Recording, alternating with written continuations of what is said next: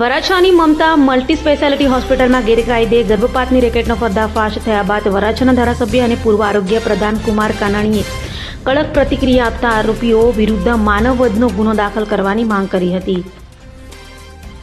વરાછા વિસ્તારમાં આવેલી મમતા multi speciality હોસ્પિટલમાં આરોગ્ય વિભાગની રેડ દરમિયાન ગેરકાયદે ગર્ભપાતનું રેકેટ ઝડપાયું. રેડ દરમિયાન ગર્ભપાત માટે આવેલી 3 મહિલા દર્દી અને 2 મહિલા કર્મચારી મળી આવ્યા હતા. માહિતી મુજબ મુખ્ય આરોપી રામ ગોપાલ ખંડેલવાલ પોતે ડોક્ટર ન હોવા છતાં દર્દીઓ પર ઓપરેશન કરતો હોવાની બાતમીના આધારે કાર્યવાહી હાથ ધરી હતી. હાલ પોલીસે ગુનો નોંધી તપાસ હાથ ધરી છે. ત્યારે આ સમગ્ર મામલે ધારાસભ્ય કુમાર કાનાણીએ કડક શબ્દોમાં પ્રતિક્રિયા આપતા જણાવ્યું કે એકવાર પકડાયા બાદ ફરી આવી પ્રવૃત્તિ કરવી અત્યંત ગંભીર બાબત છે અને આરોપી સામે કડકમાં કડક કાર્યવાહી થવી જોઈએ.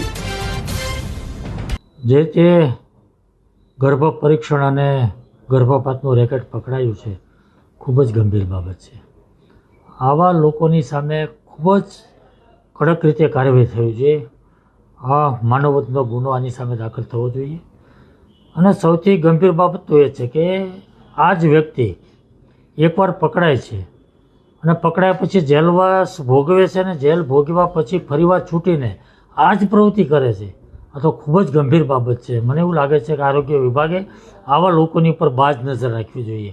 આવા લોકોની ઉપર નજર રાખીને આવી પ્રવૃત્તિ ગેરકાયદેસર કરી અને એની સામે કડકમાં કડક કાર્યવાહી કરે અને કાયદાનો ડર પેદા થાય.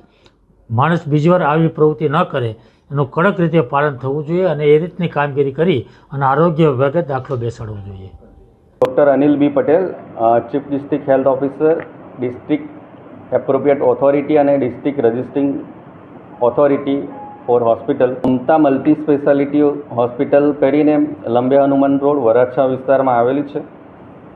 એ જે સંચાલક છે રામ ગોપાલ ખંડેલવાલ કરીને એમના દ્વારા એ ચાલતી હતી અને એમાં માનનીય મંત્રી સાહેબ હેલ્થ મિનિસ્ટરની ઓફિસમાંથી અમને જે ઇલીગલ પ્રવૃત્તિઓ ચાલે એનું અમને માહિતી મળી હતી અને એમનું લોકેશન અને પેશન્ટ સાથેની જે પ્રૂફ મળ્યો હતો એના ધ્યાને લઈ અમે તરત જ ત્યાં અડધો કલાકમાં ત્યાં હોસ્પિટલમાં રેડ કરવામાં આવી છે. ટીમ દ્વારા ત્યાં ચકાસણી કરવામાં આવી હતી.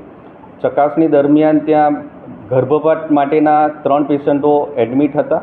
એમનું ડિટેલમાં નિવેદન લઈને જે ઇલીગલ એક્ટિવિટીઝ કરવામાં આવી હતી એને બંધ કરવામાં આવી હતી અને જે પેશન્ટોને વધુ સારવાર માટે સિવિલ હોસ્પિટલમાં પણ સુરત ખાતે મોકલવામાં આવ્યા હતા.